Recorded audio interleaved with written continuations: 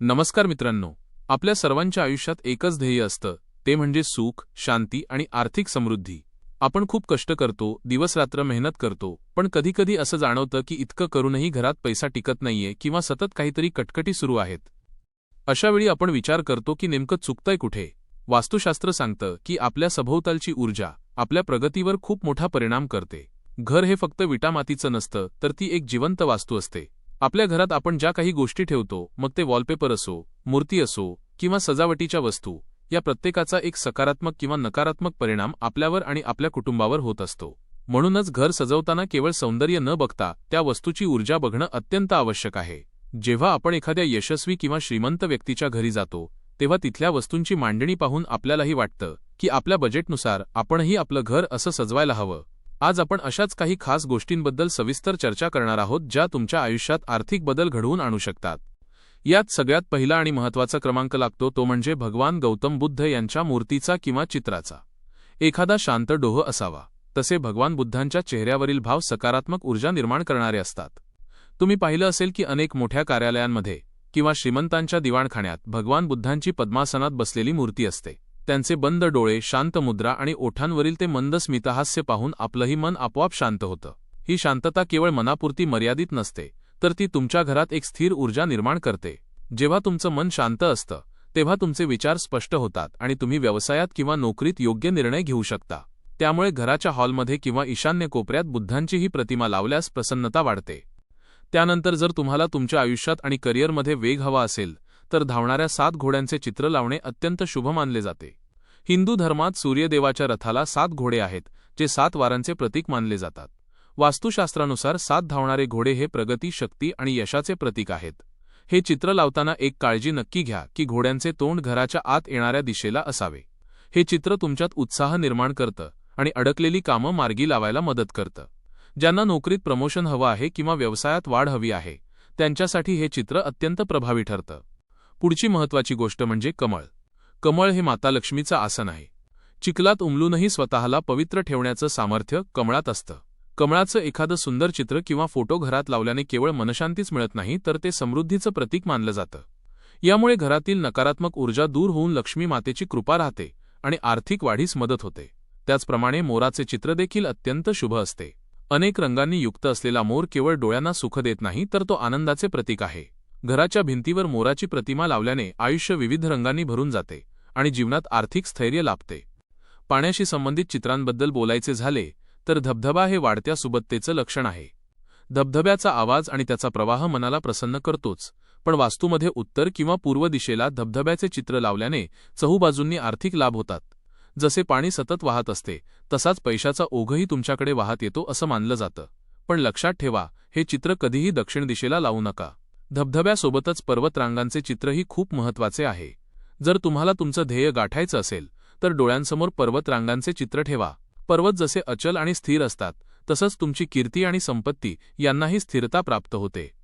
मित्रांनो, या सर्व गोष्टींसोबतच एक महत्त्वाची गोष्ट लक्षात ठेवणं गरजेचं आहे, ती म्हणजे केवळ चित्र लावून चालत नाही. आर्थिक सुबत्ता हवी असेल तर प्रामाणिक प्रयत्न आणि कष्ट यांना पर्याय नाही. ही चित्र आपल्या मनात सकारात्मकता निर्माण करतात आणि ती सकारात्मकता आपल्याला कष्ट करायला प्रवृत्त करते. या व्यतिरिक्त ईश्वराचा आशीर्वादही तितकाच महत्त्वाचा असतो. जर तुमच्या घरात पैसा येत नाहीये किंवा टिकत नाहीये, तर सगळ्यात प्रभावी मार्ग म्हणजे श्रीसूक्त. दर शुक्रवारी श्रीसूक्ताचे पठण करणे अत्यंत लाभदायक ठरते. हे स्तोत्र माता लक्ष्मीला प्रसन्न करण्यासाठी सर्वोत्तम मानले गेले आहे. जरी ते संस्कृतमध्ये असल्याने सुरुवातीला अवघड वाटलं, तरी ते तुम्ही शिकू शकता. दर शुक्रवारी किमान 16 वेळा किंवा रोज एकदा तरी श्रीसूक्त मनापासून म्हटलं, तर तुमच्या आर्थिक स्थितीत चमत्कारिक बदल जाणवू लागतील. तुमच्या नोकरी व्यवसायात बरकत येईल. आता काही साध्या पण प्रभावी उपायांकडे वळूया. घराची साफसफाई करताना पाण्यात थोडे मीठ मिसळून फरशी पुसल्याने घरातील नकारात्मकता निघून जाते. मीठ हे नकारात्मक ऊर्जा शोषून घेण्याचे काम करते. फक्त रविवार, मंगळवार आणि गुरुवार हे 3 दिवस सोडून इतर दिवशी तुम्ही हा उपाय करू शकता. यामुळे कुटुंबातील कटकटी कमी होतात आणि मानसिक तणाव दूर होतो. दुसरी महत्त्वाची सवय म्हणजे रात्री झोपण्यापूर्वी पाय स्वच्छ धुणे. झोपण्यापूर्वी पाय धुवून ते कोरडे करून झोपल्याने शरीरातील थकवा आणि चिंता दूर होतात आणि सकाळी उठल्यावर एक प्रकारची नवी ऊर्जा जाणवते. घराबाहेरील स्वच्छतेकडेही दुर्लक्ष करू नका. घराच्या मुख्य दरवाजासमोर कधीही कचरा साठवू देऊ नका. लक्ष्मीचा प्रवेश हा प्रवेशद्वारातूनच होतो, त्यामुळे तिथे स्वच्छता असणे अनिवार्य आहे. सकाळी पूजा करण्यापूर्वी दारासमोर थोडे गंगाजल शिंपडावे. यामुळे माता लक्ष्मी प्रसन्न होते आणि घरातील सदस्यांमध्ये प्रेम वाढते. तसेच सकाळी आणि संध्याकाळी आरती करताना कापूर नक्की जाळा. कापुराचा सुगंध वातावरणात सकारात्मकता पसरवतो आणि त्याचा धूर वैश्विक ऊर्जेशी जोडला जातो, ज्यामुळे प्रगतीचे मार्ग मोकळे होतात. शेवटी काही गोष्टी आपण टाळायला सुद्धा हव्यात.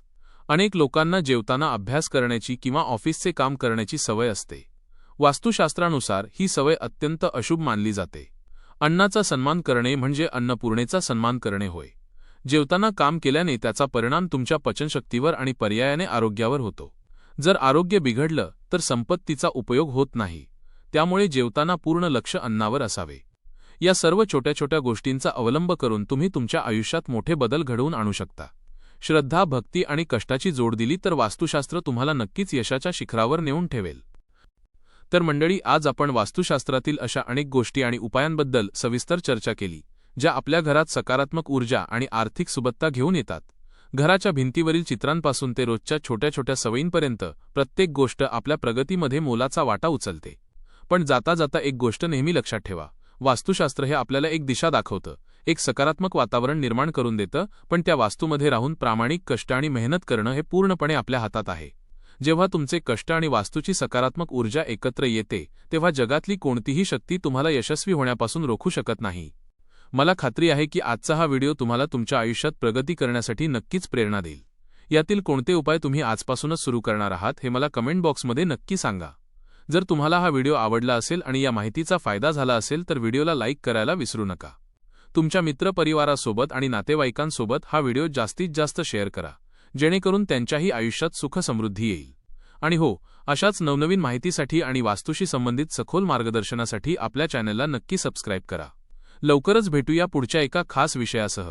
तोपर्यंत आनंदी रहा, सकारात्मक रहा आणि स्वतःची काळजी घ्या. धन्यवाद.